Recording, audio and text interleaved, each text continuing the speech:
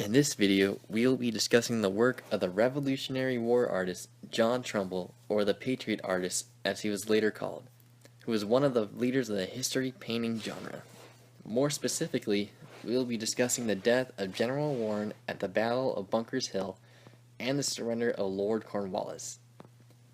According to the Yale University Art Gallery Bulletin, Trumbull was born in Lebanon, Connecticut in 1756.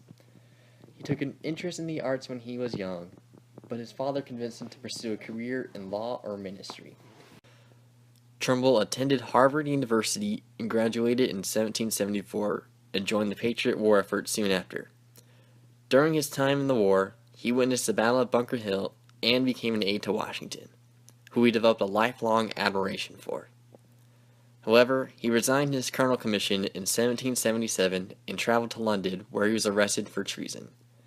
According to the Museum of Fine Arts in Boston, he painted the death of General Warren at the Battle of Bunker's Hill in 1786 to commemorate the event marking the beginning of the war and to honor Warren.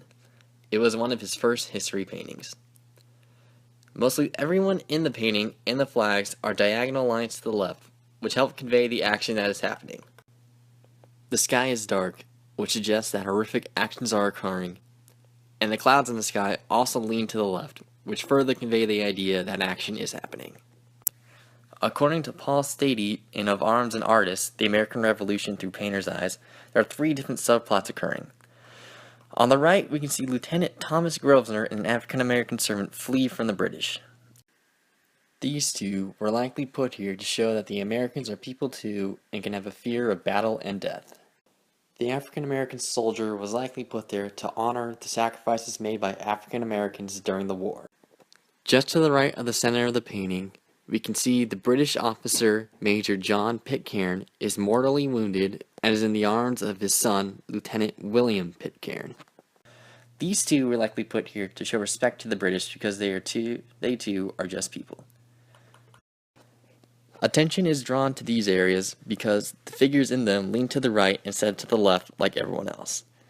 In the center of the painting, we can see General Warren is dying in the arms of one of his fellow soldiers. Attention is drawn to him because there appears to be a light that falls upon him.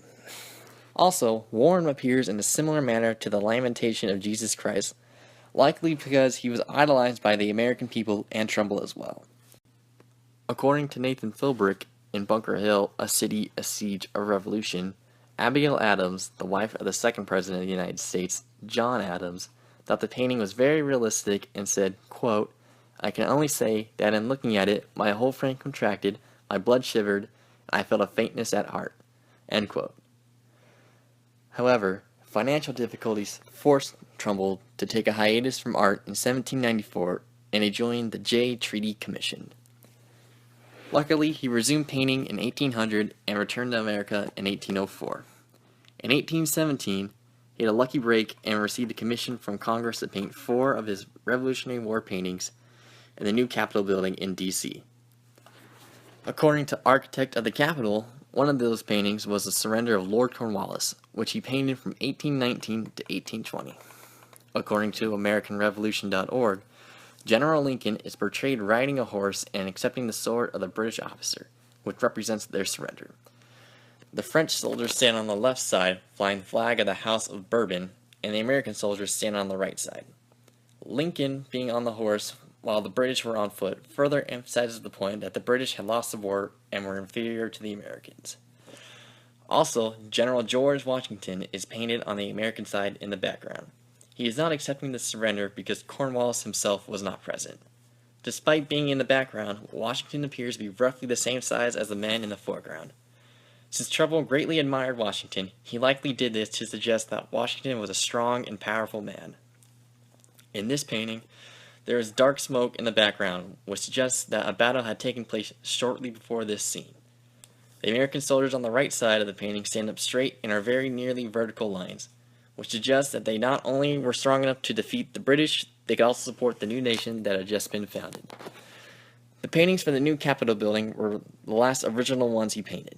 He then began designing buildings, including the Art Gallery at Yale University, and he was president of the American Academy of the Fine Arts in New York City from 1816 to 1836.